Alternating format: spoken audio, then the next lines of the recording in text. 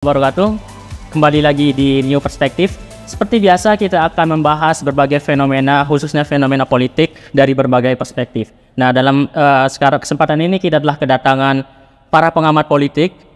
Pertama dari pengamat politik Universitas Mataram, Bapak Dr. Saiful Hamdi. Kemudian pengamat politik Nusa Tenggara Barat, Mas Yani. Dalam hal ini kita mungkin akan sedikit berdiskusi tentang fenomena politik menjelang Pilpres atau Pemilu tahun 2024. Baru-baru ini yang mengejutkan kita adalah PDIP sudah membangun koalisi dengan beberapa partai. Yang terbaru adalah dengan Perindo.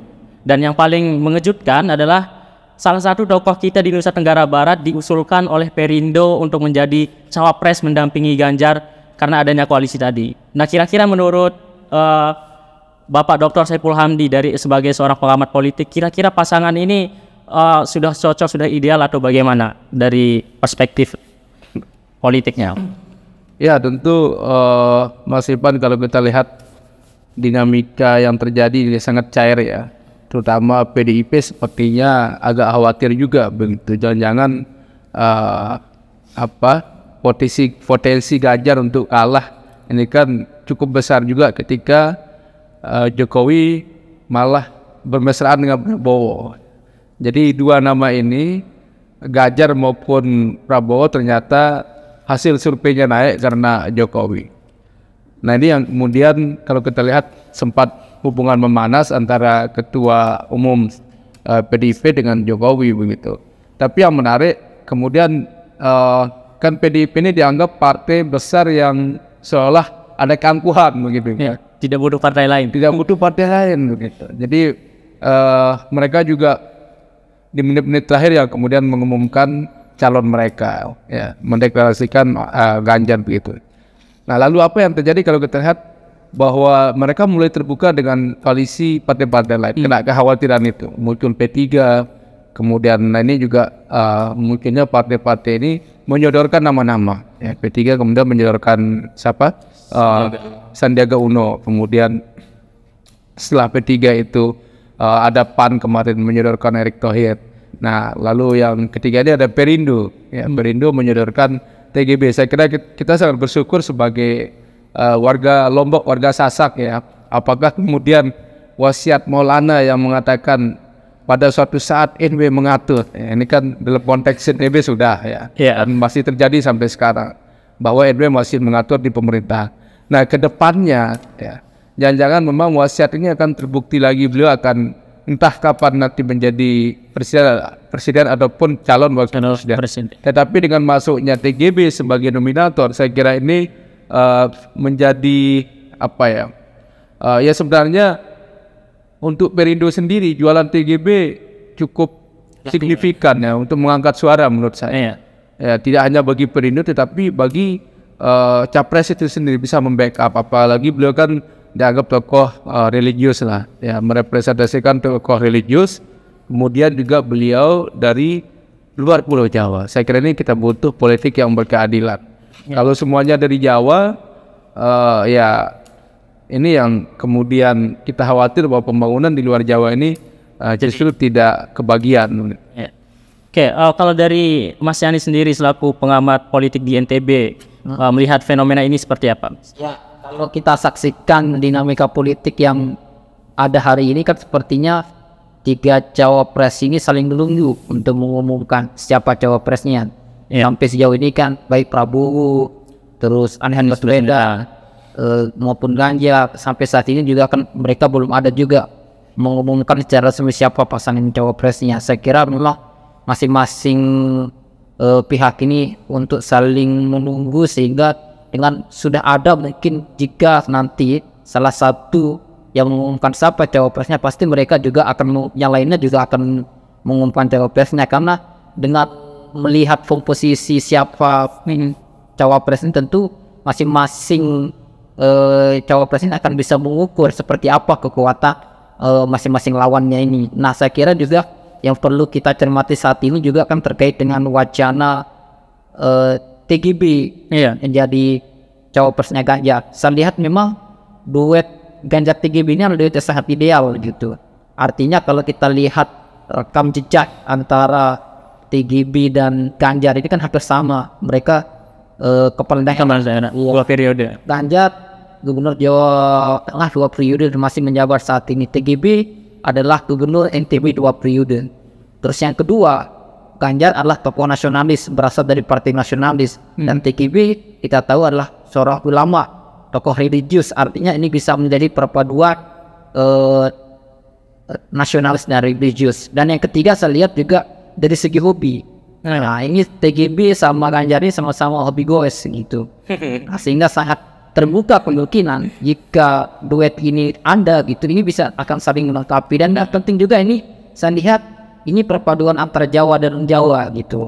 Ya, di sisi yang lain juga saya melihat memang dengan TGB menjadi potensi TGB menjadi cawapres ini tentu ini akan bisa menutup kelemahan dari Ganjar sendiri, karena memang selama ini kita tahu sendiri bahwa Ganjar relatif agak lemah lah dari sisi pemilih dari kelompok Islam gitu, ada pemilih Islam, dan itu akan bisa tertutupi jika TGB menjadi cawapresnya. Artinya kelemahan Ganjar itu akan bisa ditutup oleh TGB, dan TGB sangat mungkin akan bisa menarik kelompok-kelompok pemilih Islam gitu untuk mendukung duet ini gitu. Iya. Oke, saya kembali ke Dr.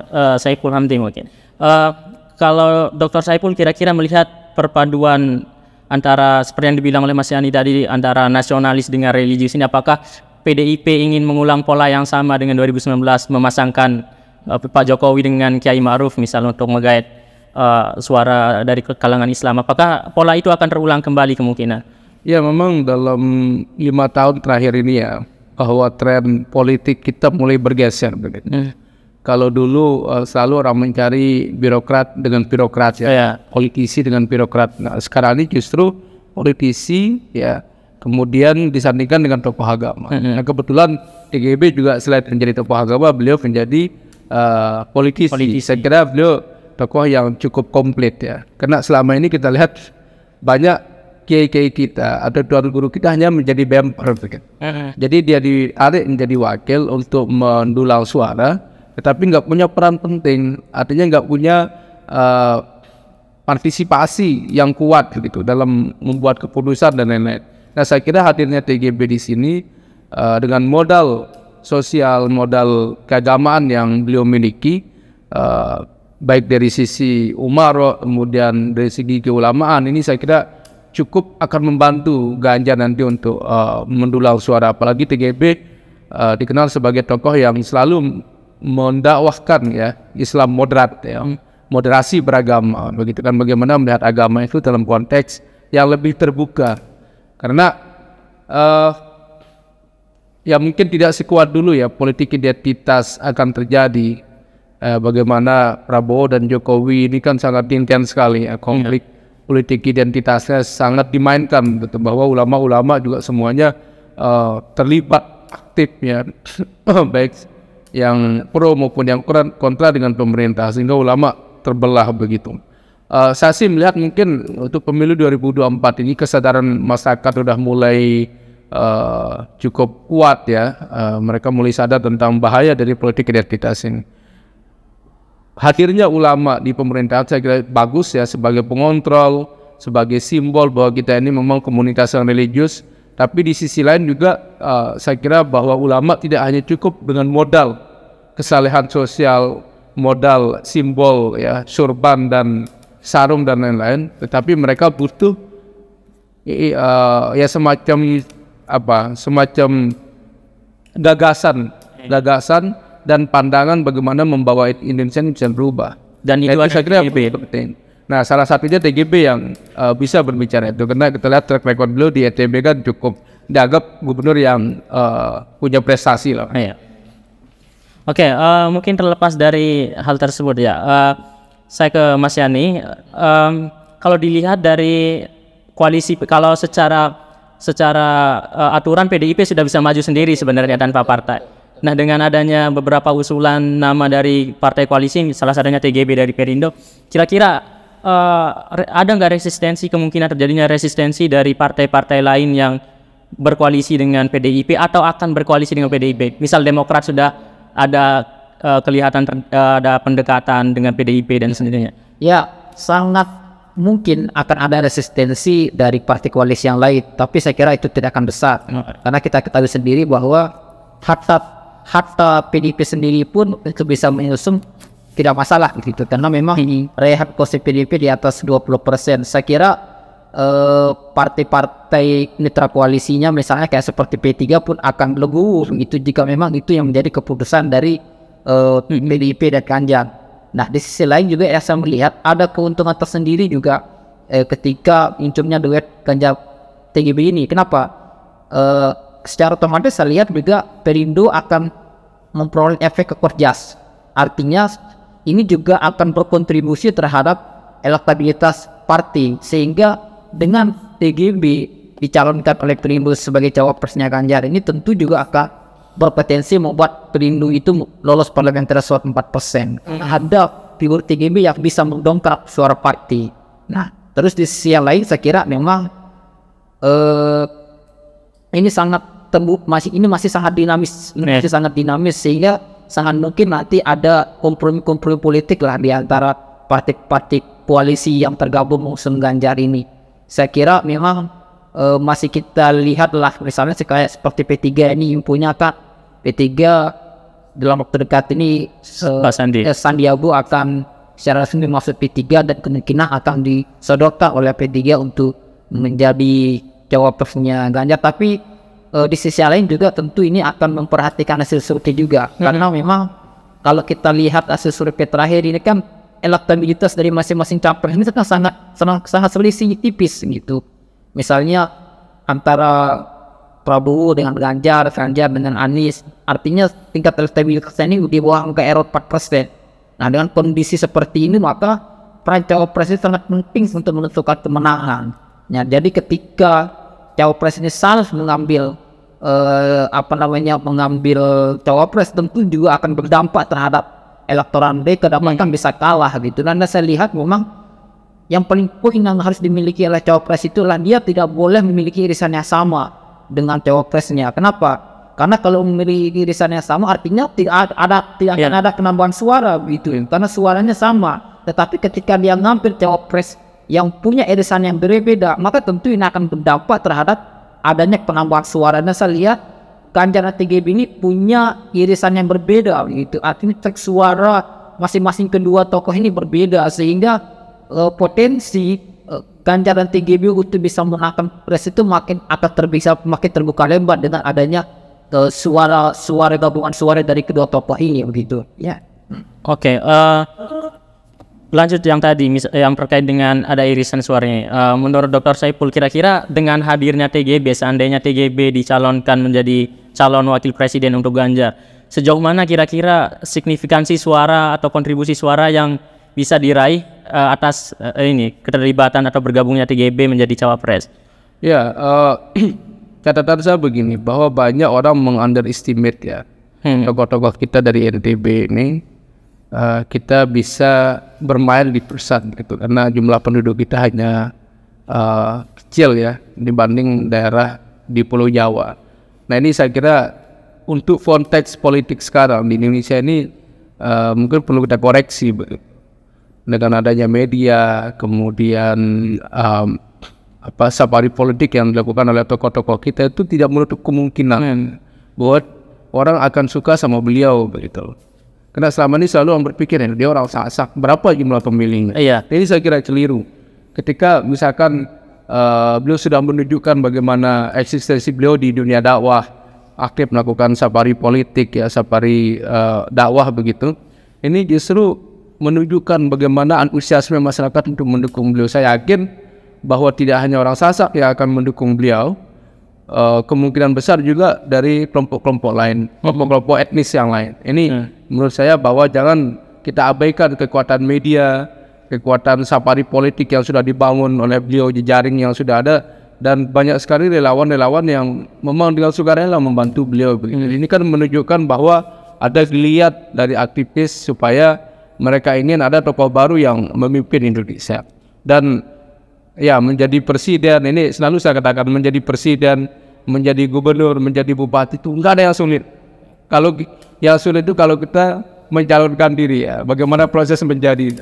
Bayangkan presiden dana sudah ada. Iya. Jadi gubernur juga uang sudah ada, tinggal bagi-bagi kemana-mana bangun pembangunan ya. Tidak korup aja udah luar biasa. Iya. Bayangkan hanya bangun jalan dianggap sebuah prestasi padahal kewajibannya. Sudah dianggarkan oleh APBD ya. Ya, sudah aja bisa jadi presiden maupun jadi gubernur kan begitulah kira-kira kesimpulannya ya.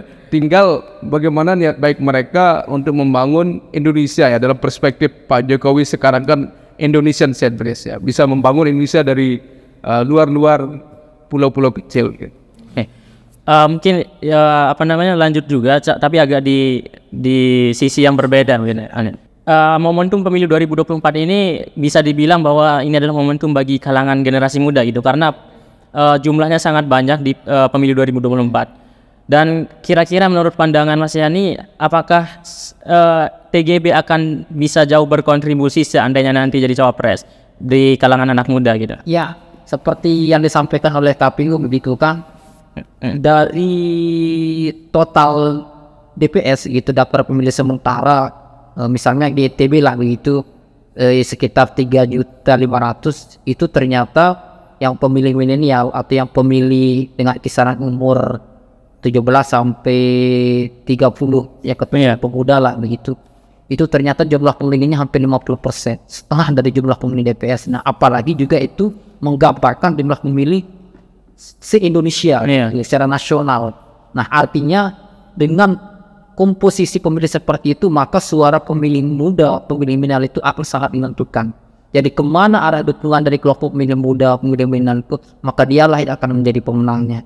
Nah, tinggal sekarang bagaimana strategi masing-masing capres, termasuk kalau seandainya TGB mendampingi Ganjar ini, bagaimana strategi dan taktik mereka untuk bisa meraih dukungan pemilih pemuda ini begitu, maupun pemilih muda ini. Tapi saya yakinlah relatif Ganjar maupun TGB adalah tokoh-tokoh yang cukup mampu menarik simpati kalangan dari pemilih milenial ini, karena mereka termasuk juga cukup aktif lah di media sosial, karena memang salah satu animo terbesar dari pemilih milenial ini adalah bagaimana mereka berdinamika di media sosial. Iya.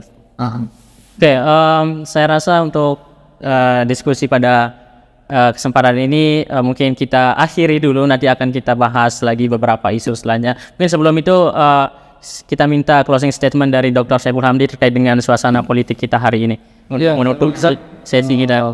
PDIP sedang apa ya? Saya tidak memainkan perasaan. Ini kan sebuah calon ditampung gitu kan. Mulai dari Erick Thohir, Sandiaga Uno maupun DPR ada 10 orang disebut, kemudian yang terbaru ini kan ada TGB, ada AHY ya, yang mau didekati sebagai calon wakilnya Ganjar. Jadi saya kira PDIP komunikasi politiknya udah cukup terbuka lah ya.